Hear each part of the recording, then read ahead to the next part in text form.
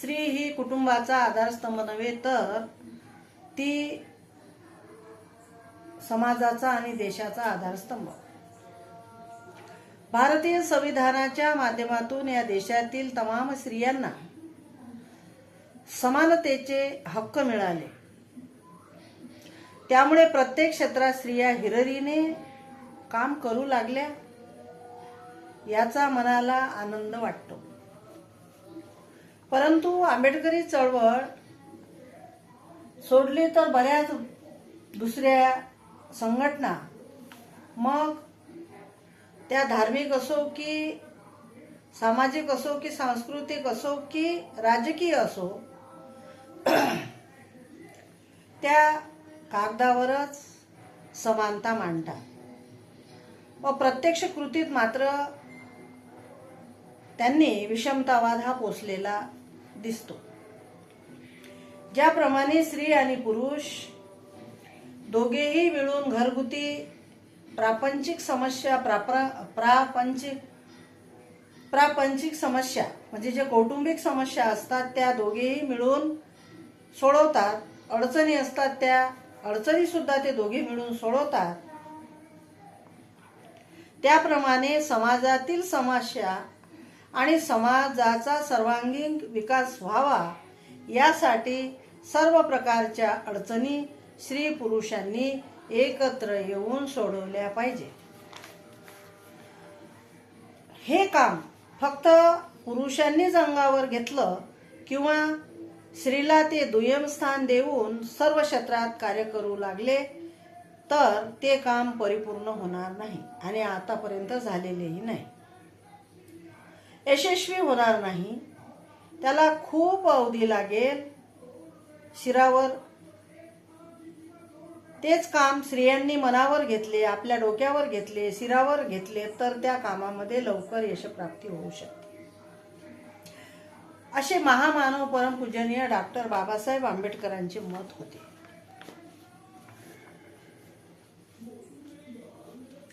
आणि त्या मताशी मी सहमत आहे.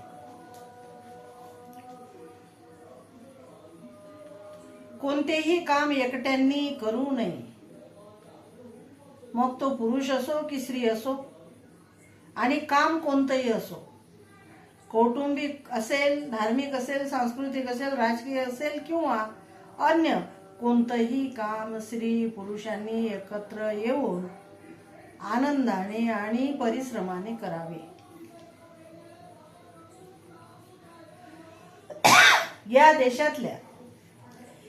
देशातल्या तमाम स्त्रियांना समाजकार्याचं, चळवळीच्या कार्याचं काम जरी मनावरती घेता आलं नाही तरी जो पुरुष वर्ग लोककल्याणकारी हिताचं, सामूहिक मानवी हिताचं समाजकार्य करतो, राजकार्य करतो, त्याला त्या स्त्रियांनी मदत सहकार्य केल्याशिवाय स्वस्थ बसू नये.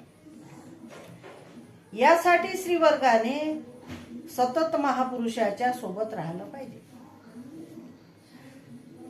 आणि महापुरुषांच्या विचारासोबत राहिलं पाहिजे. ज्या महापुरुषांनी आपापल्या काळामध्ये समानतेचा विचार पेरला, समानता समाजामध्ये निर्माण व्हावी त्यासाठी कार्य केलं, त्या महापुरुषांच्या विचाराशी समरस होऊन प्रत्येक स्त्रीने आपलं जीवन जगलं पाहिजे आणि जीवनामध्ये तसं अनमोल कार्य केलं पाहिजे.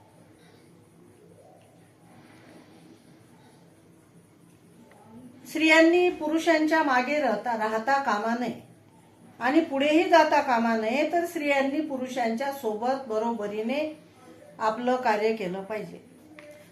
असमानता, पारतंत्र्य, मानसिक गुलामी, अंधश्रद्धा, अज्ञान, काल्पनिक देवी देवतांचे पूजन अर्चन, ढोंगी बुवाबाजी,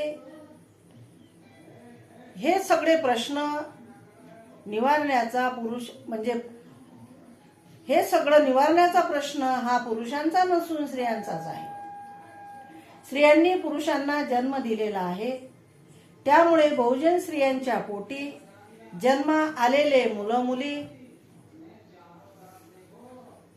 फुले, शाहू, आंबेडकर, पेरियार, छत्रपती शिवाजी महाराज यांच्या समतावादी लोककल्याणकारी विचाराची व आचाराची निर्मिती करणारे असले पाहिजे. तसे झाले नाही तर इतर लोक कसे कमी लेखतात हे सर्वांनाच ठाऊक आहे. इतर उच्चवर्णीय उच्च जातीय लोकांस न्यायालयामध्ये, मंत्रालयामध्ये, सचिवालयामध्ये मोक्याच्या मान सन्मानाच्या जागा मिळतात, परंतु बहुजन स्त्रियांच्या उदरी जन्मलेल्या काही अपवाद वगळून मुलांना पोलीस खात्यातील शिपायाचीच नोकरी मिळत नाही. इतका आमचा व आमच्या मुलांचा दर्जा हीन आहे का? या देशातील तमाम सुशिक्षित स्त्रियांना हे माहीत असताना स्त्रियांनी पुरुषात जन्मास का घातले? असा प्रश्न सुशिक्षित व इतरही स्त्रियांना कोणी केला तर त्याचे उत्तर तुम्ही काय देऊ शकाल? या देशातील ब्राह्मण, स्पृश्य, बायांच्या पोटी जन्मलेल्या मुलात व बहुजन समाजातील स्त्रियांच्या पोटी जन्मलेल्या मुलात काय फरक आहे, याचा सर्व बहुजन मायमावल्यांनी विचार करावयास हवा.